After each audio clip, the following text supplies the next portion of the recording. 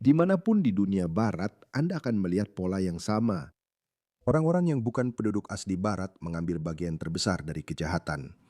Oke, dan ini terjadi, dan Australia tidak berbeda. Saya sudah lama sekali memperingatkan hal ini. Izinkan saya memberikan sedikit wawasan tentang kejahatan yang dilakukan oleh orang Sudan. Oke, jadi orang Sudan, sebagian besar dari mereka tinggal di Victoria. Hanya terdiri dari 0,1% dari total populasi, namun mereka menyumbang 1 hingga 1,1% dari semua pelanggaran. Dan ketika Anda melihat lebih jauh ke jenis pelanggaran lainnya, misalnya perampokan dengan kekerasan, mereka menyumbang 5%. Ya, mereka hanya terdiri dari 0,1% populasi, namun mereka menyumbang 5% dari semua kasus perampokan dengan kekerasan. Dan itu hanya untuk orang-orang yang lahir di Sudan. Jumlah sebenarnya orang yang memiliki keturunan Sudan karena banyak dari mereka lahir di Australia, seperti yang satu ini. Izinkan saya memperingatkan Anda tentang bahasanya. Lihat ini. 9 anak Sudan sialan mendatangi pria ini. Anak-anak ini tidak akan masuk ke dalam statistik yang baru saja saya tunjukkan kepada Anda, karena mereka mungkin lahir di Australia. Itulah maksud saya bahwa jumlah sebenarnya pasti jauh lebih tinggi daripada hanya 5%. Harus diingat, mereka hanya mencakup 0,1% kurang dari 1% dari total populasi. Siapa yang duduk di mobilnya? Seorang pria berusia 24 tahun duduk di mobilnya. Acak. 9 orang Sudan mendekatinya. 9 orang. 3 orang mengeluarkan parang dan mulai menebasnya di dalam mobilnya. Dia mencoba melarikan diri. Mereka menikamnya dengan parang, menebasnya dengan parang, dan membunuhnya. Jam 8.30 di pusat perbelanjaan. 9 orang Sudan, satu pria yang kebetulan ada di sana. Ini tidak pernah terjadi di Australia sebelumnya. Saya sudah sering mengatakan ini. Kami bahkan tidak punya budaya memasang teralis di jendela kami. Kamu bisa lupa mengunci rumahmu. Izinkan saya mengatakannya lagi.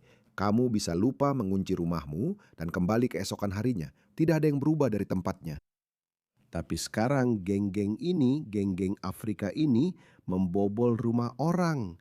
Kamu tidak aman dimanapun. Inilah hadiah dari multikulturalisme. Bagaimana sih orang-orang ini bisa sampai ke sini? Lihat ini, gila.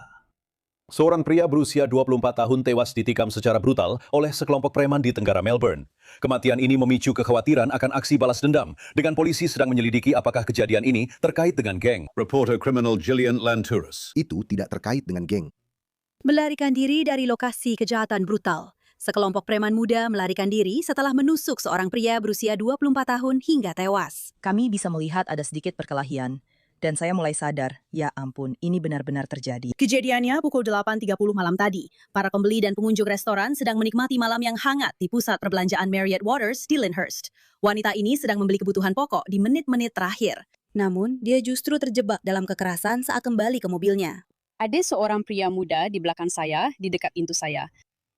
Dan saat saya duduk, saya mendengar teriakan dari 9 atau lebih pria muda Sudan.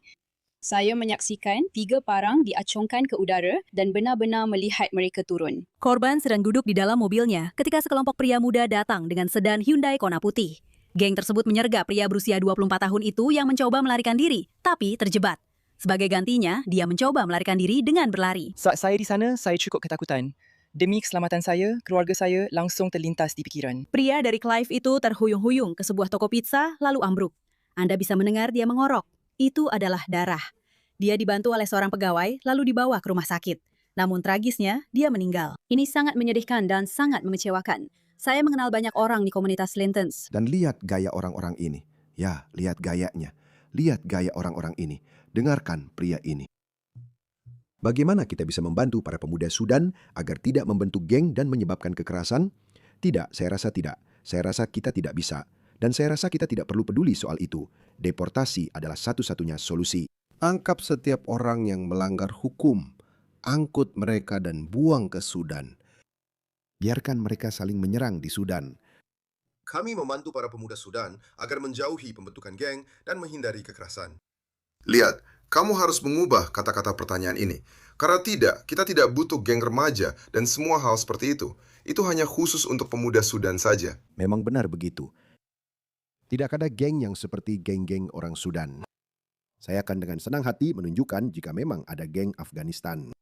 Saya akan dengan senang hati menunjukkan jika memang ada geng Lebanon atau geng Italia, tapi tidak ada. Australia belum pernah melihat kekerasan seperti yang sedang dilakukan oleh orang-orang ini. Benar. Kamu harus melihat alasan orang-orang bergabung dengan geng. Jadi tidak ada geng kulit putih, itu masalahnya. Ini adalah masalah yang kompleks kan? Ada banyak sekali alasan. Alasan utamanya mungkin, kamu tahu, lingkungan, status sosial ekonomi yang rendah, daerah. Kamu tahu, sumber daya yang terbatas untuk anak-anak.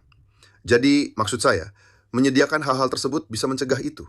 Jadi, saya memberikanmu lebih banyak bantuan, memberikanmu lebih banyak uang. Amerika sudah mencoba melakukan itu selama 200 tahun terakhir. Uang tidak menyelesaikan apapun. Ini masalah budaya. Ini memang masalah budaya. Budaya yang lebih rentan terhadap kekerasan akan selalu melakukan kekerasan. Bahkan jika kamu membawa mereka ke surga, surga Islam, mereka tetap akan membacoki orang di sana juga. Ini memang masalah budaya. Beberapa orang bahkan mungkin mengatakan ini masalah biologis. Saya tidak tahu, saya tidak peduli. Saya tidak peduli. Saya hanya tidak ingin dibacok sampai mati. Saya tidak ingin orang tak bersalah lainnya dibacok sampai mati. Dan saya tidak takut untuk membicarakan hal ini. Mungkin hal ini membuat banyak orang tidak nyaman, tapi kamu tidak akan mengatakan itu. Jika sulit bagimu untuk mengucapkan kata-kata itu, maka seharusnya tidak akan sulit bagimu saat hal itu terjadi padamu atau seseorang yang kamu kenal. Dan itu akan terjadi. Pola pikir seperti ini tidak ada yang bisa memperbaikinya.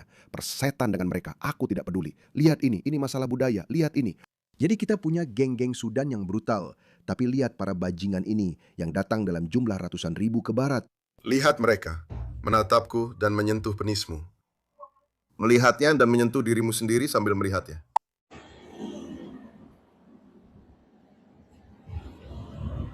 Dia akhirnya ditangkap. Lihat ini, dengarkan ini. Mengharapkan seorang gadis berusia 12 tahun memakai burka itu benar-benar aneh. Tidak aneh. Lihatlah fetis mereka yang aneh itu. Itu memang fetis. Dia ingin membuat gadis kulit putih memakai burka, mendapatkan semacam rasa berkuasa dari situ. Hei, lihat ini.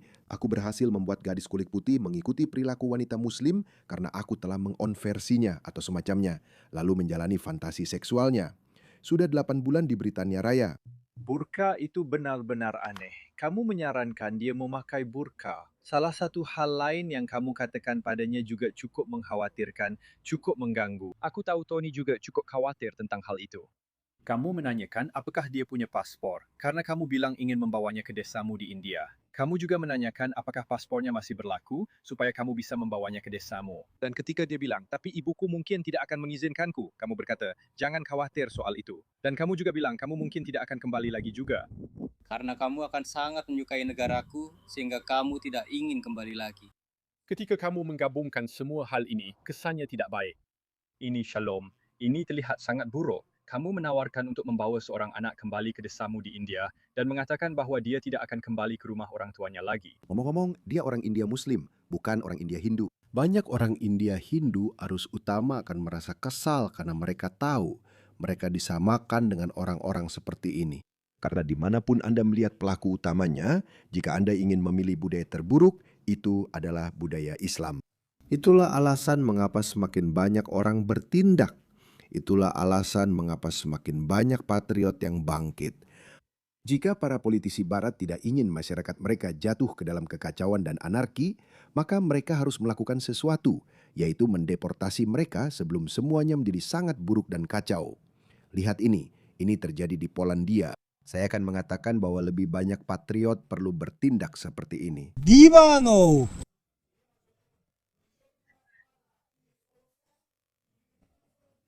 Lihat dia, darah panas, sifat temperamental muslim dalam dirinya langsung muncul ketika dia mendengar bahwa Allahmu tidak akan membantumu. Dia berbalik dan kemudian dia cepat sadar, ups, ini bukan Inggris, ini bukan Prancis atau Jerman. Ini adalah Polandia, di mana orang-orang seperti mereka sudah dipandang rendah. Allah! Ini Polandia! Berani sekali kamu mengatakan itu tentang agamaku? Maaf, aku sedang di Polandia. Aku akan dipukuli kalau aku mencoba jadi pahlawan. Karpetnya, semuanya tentang itu.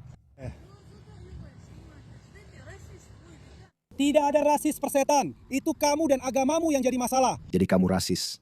Terus kenapa? Dan? Divanov, wszystko w temacie. Tidak ada rasis persetan. Ya memang, kenapa soal agama? Ini Polandia. Polandia dan itu saja, mengerti? Oh, Yesus Kristus. Semuanya tentang itu. Bangkitlah orang Kristen. Bangkitlah seperti nenek moyangmu ketika mereka berjuang dalam perang salib. Islam adalah musuh budaya. Ini adalah ancaman terbesar bagi peradaban Barat. Ini adalah ancaman nomor 1. Kaum woke, ateis, dan kiri telah membuktikan bahwa mereka tidak mampu menjaga ideologi jahat ini tetap di luar Barat. Itulah sebabnya saya menaruh harapan pada orang Kristen, pada kekristenan. Mereka bisa, mereka harus melakukannya. Kamu akan menggelar karpet dan kamu ingin membuat karpet dari karpet. Apa-apaan ini? Kamu mau berdoa? Kamu mau berdoa. Kamu mau berdoa? Kamu mau berdoa? Pergilah ke gereja, lalu ke kuilmu sendiri. Bukan sembarangan di tempat umum, sialan. Wow. Dia membentangkan karpet. Tidak. Tidak ada apa-apa. Celana dalam. Tidak. Kamu mau pergi ke gereja, sialanmu. Lakukan apa yang kamu mau. Orang ini bahkan tidak tahu tentang itu. Tempat ibadah untuk umat Muslim tidak disebut gereja, itu disebut masjid. Ini Polandia. Aku di sini, aku di sini. Ini Polandia. Tidak ada diskusi lagi. Kamu mau berdoa? Pergilah ke kuil. Itu semua adalah masjid. Kamu mau berdoa? Pergilah ke kuilmu. Mengerti? Dan kamu jangan gelar karpet di sini. Dan ini seharusnya apa? Hai, salam.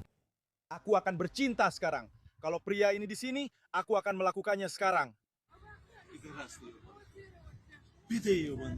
Kamu kacau.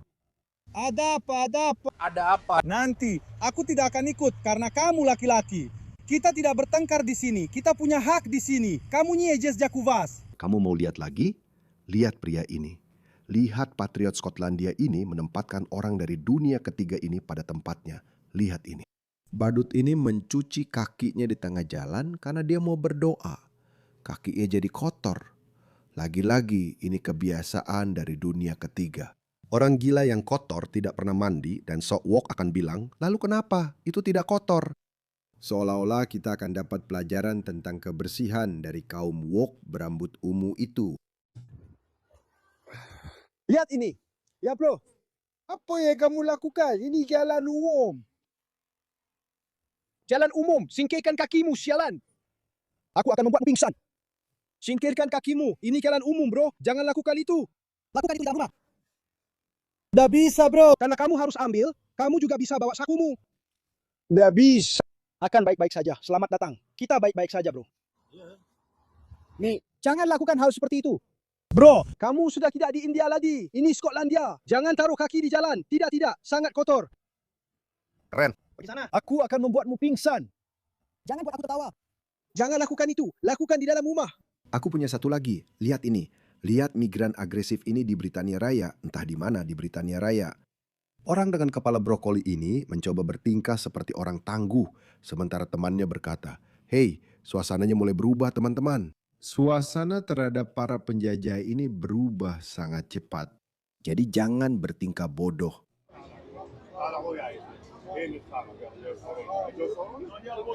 Lihat dia. Dan di sana juga ada orang-orang kulit putih lainnya. Tidak heran dia berusaha terlihat pintar. Lihat ini. Lihat ini. Jangan dekati aku. Jangan dekati aku, kawan.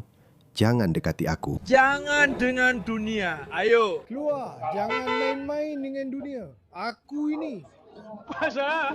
Aku tidak tahu. Aku tidak tahu. Aku tidak bisa mengerti bahasanya.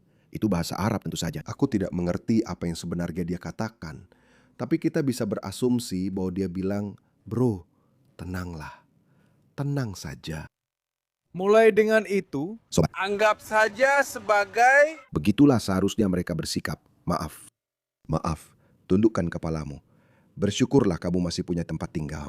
Kamu sudah diberi makan. Kamu sudah diberi tempat tinggal. Kamu sudah dibersihkan. Kamu seharusnya dideportasi.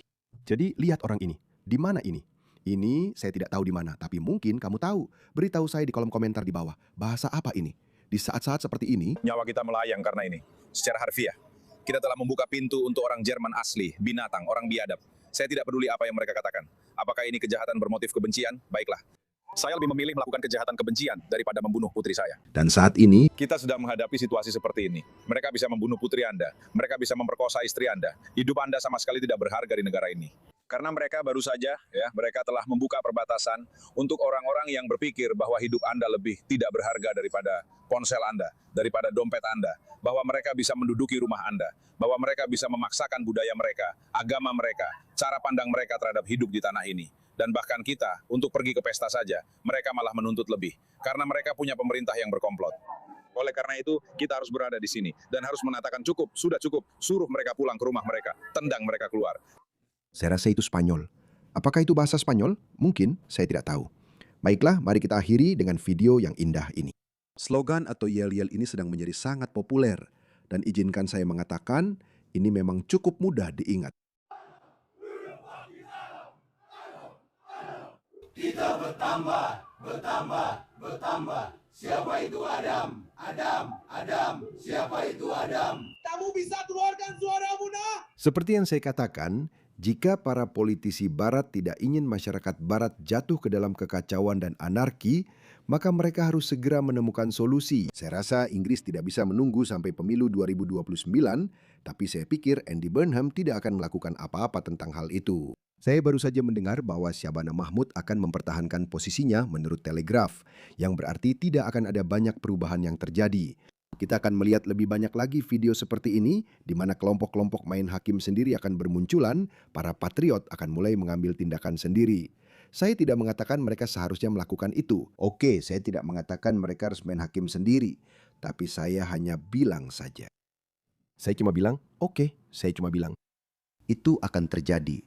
Dan saya punya firasat itu juga akan terjadi di Australia. Kita akan melihat seperti yang dikatakan pria Sudan itu, daripada saya rasa saya sudah melewati tahap mencoba mengubah pikiran orang. Maksud saya, ya saya sekarang lebih fokus pada membangkitkan kesadaran daripada berdebat dengan orang dan membuat mereka memikirkan masalah batin atau masalah budaya mereka.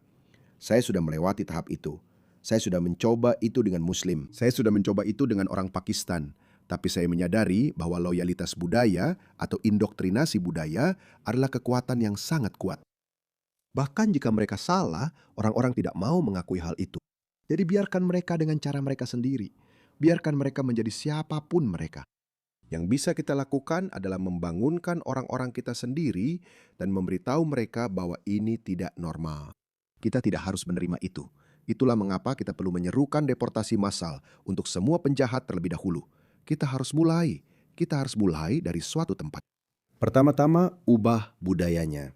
Hapus semua hak istimewa khusus, apakah itu kirpan, penyembelihan halal, burka dan mikap atau apapun itu seperti berdoa di jalanan. Seperti yang dikatakan orang Polandia itu, pergi saja, kami tidak akan membiarkan, kami tidak suka ini, kami tidak suka kalian berdoa di tempat umum, kami tidak suka itu. Jadi mulailah melarang hal itu dan lanjutkan dari sana. Karena banyak orang akan mulai memulangkan diri mereka sendiri. Oke, mereka yang ingin memulangkan diri sendiri. Karena mari kita akui saja, ketika pilihan antara hidup bebas dan nyaman dengan biaya pembayar pajak di negara barat dibandingkan kembali ke negara asal yang buruk, mana yang akan mereka pilih? Meskipun hak istimewa mereka dicabut, mereka tetap akan tinggal di sini. Jadi, ubah dulu budayanya. Bangun kendali yang kuat atas mereka sehingga kamu bisa menentukan aturan permainannya. Kamu yang menentukan apa yang normal dan apa yang tidak normal. Itulah sebabnya Australia dan negara-negara barat lainnya harus menjadi masyarakat monokultural.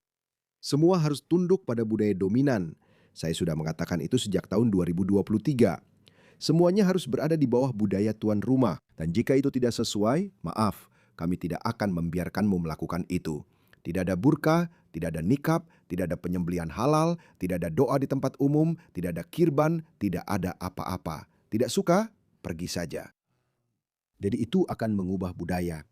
Lalu secara agresif mulai mendeportasi orang-orang yang tidak lahir di negara itu dan mereka adalah penjahat asing atau telah melakukan semacam kejahatan. Sebenarnya, tahu tidak?